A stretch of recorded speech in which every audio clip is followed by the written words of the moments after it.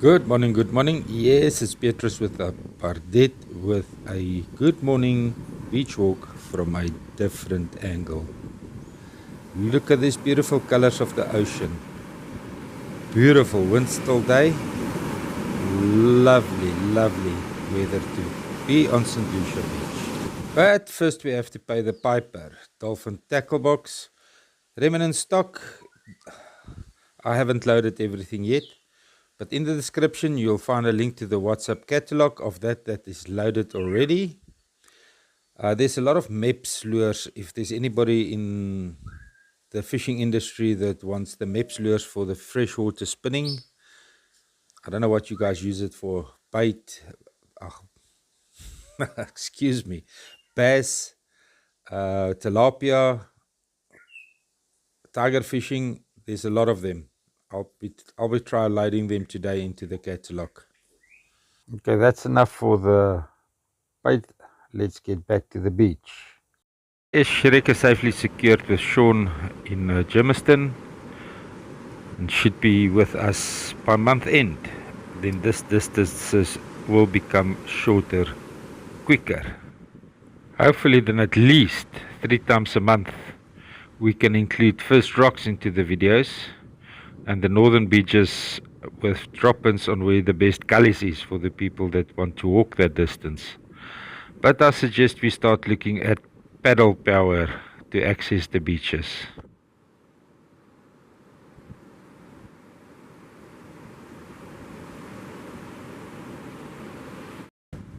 There's a nice gully roundabout viewpoint.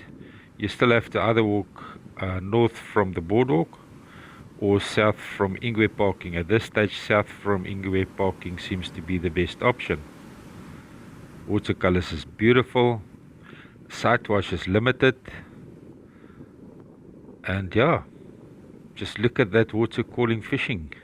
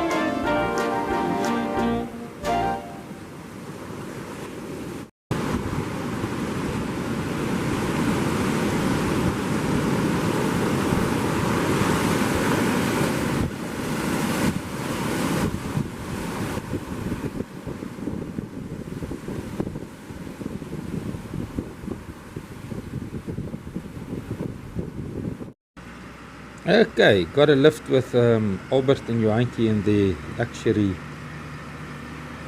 Toyota Land Cruiser station wagon, and that's a push by Wiseman, the Launchmaster. They're running for it.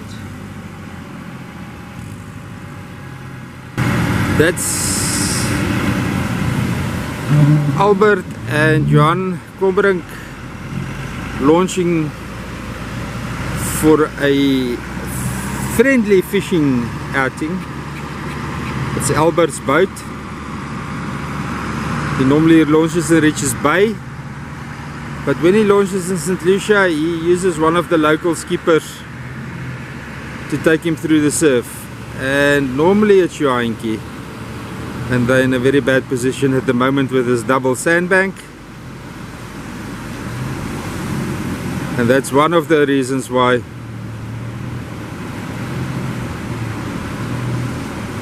he takes a local, is to get him through this situations safely. Nicely done, Johan. Johan van Maverick. I'm not even going to try and pronounce that vessel's name.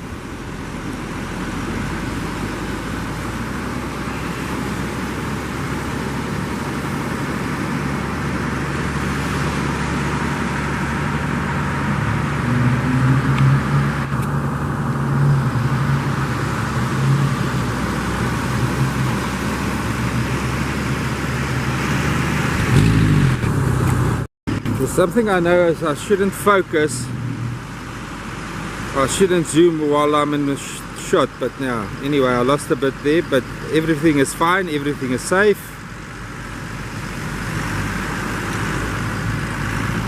Free Spirit working his way into the gully here in the shallow water.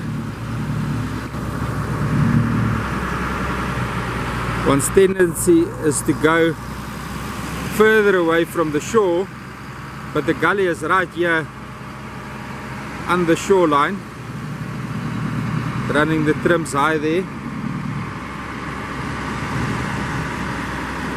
Okay, he's lying proud and he's on the power. Nicely done, Walter. Just patience. That's what experience does. That is a little bit a quick chin, taking a shortcut over the sandbank there. Yep, he's eating sand there on speed, but he's over.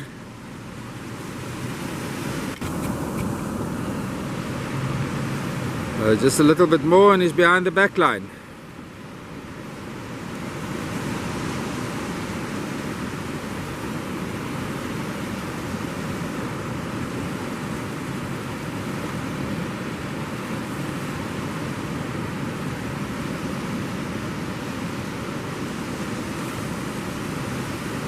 Kommentaar lewer nie, ons sal maar net afneem.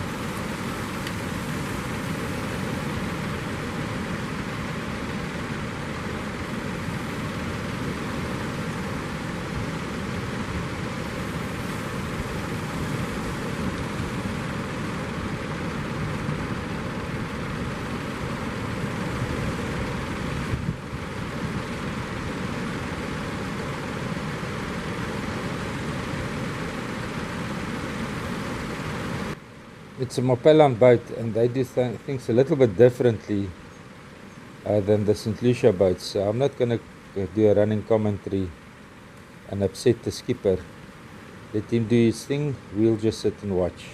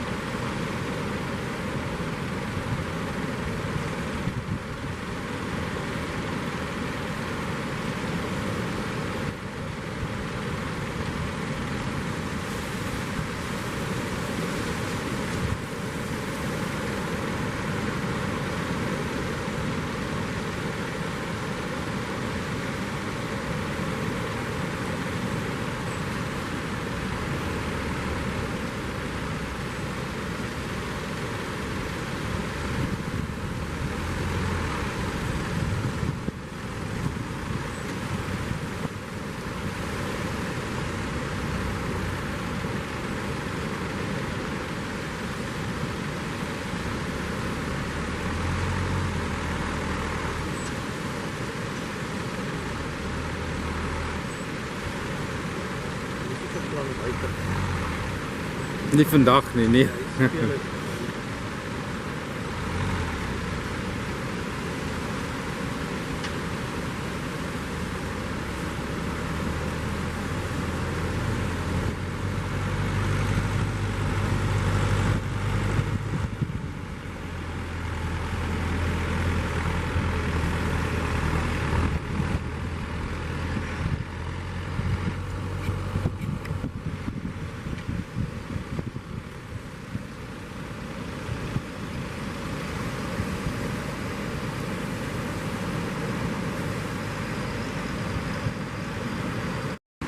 That's Barend on 5-star. He's now first going to set up the boat. Okay, we're back, and that's a push by Weissman Launchmaster. Barend very relaxed in his approach on the surf zone there. Still checking stuff to be done and ready and tight. Years and years of experience makes this a walk in the park for Barend. Motors are started. 5-star is floating nicely there. I need to move the launch a little bit to the north just to get off the sundown. Couple of few ugly sets standing up in front of Barend.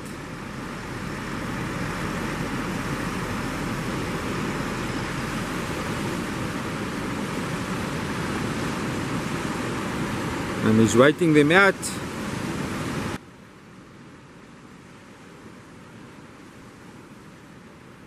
I still can't help throwing this in.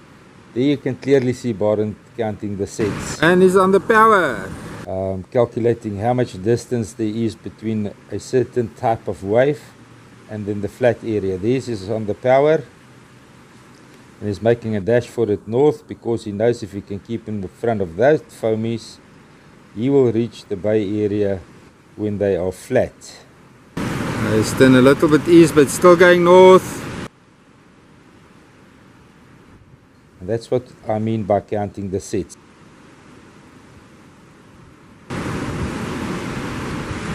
Gone through between those two, and that I think is a launch. It's not behind the back line yet, but I think there's nothing more in front of him. Happy hunting, Barend. And that's Quentin, the skipper, and Come Alive. I see they're early enough for the snook today.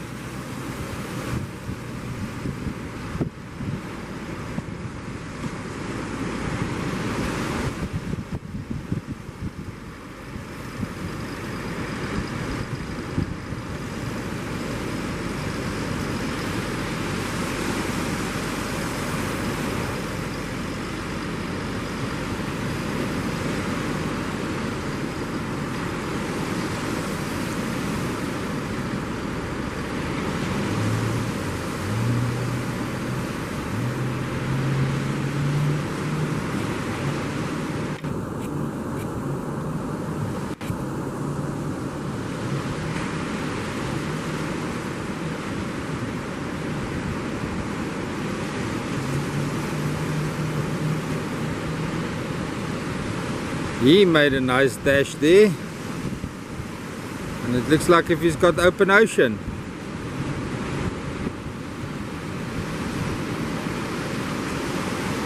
Absolutely. What a launch. Happy hunting.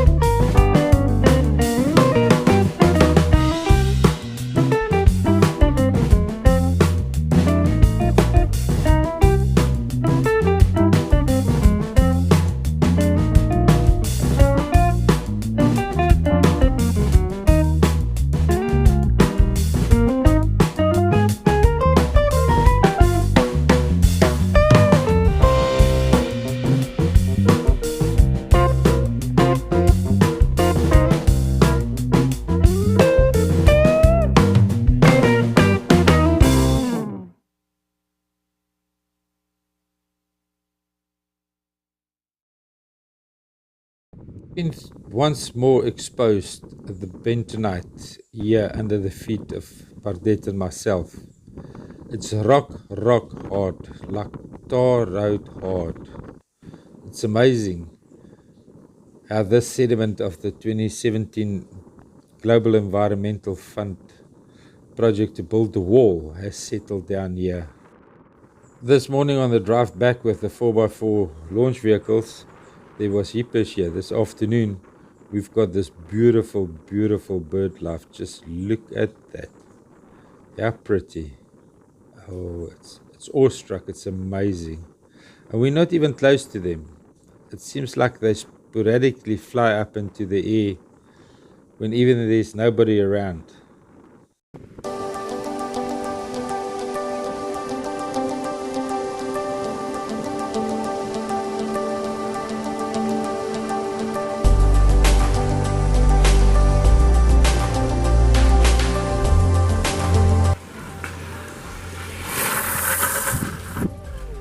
Amper, weer 'n keer.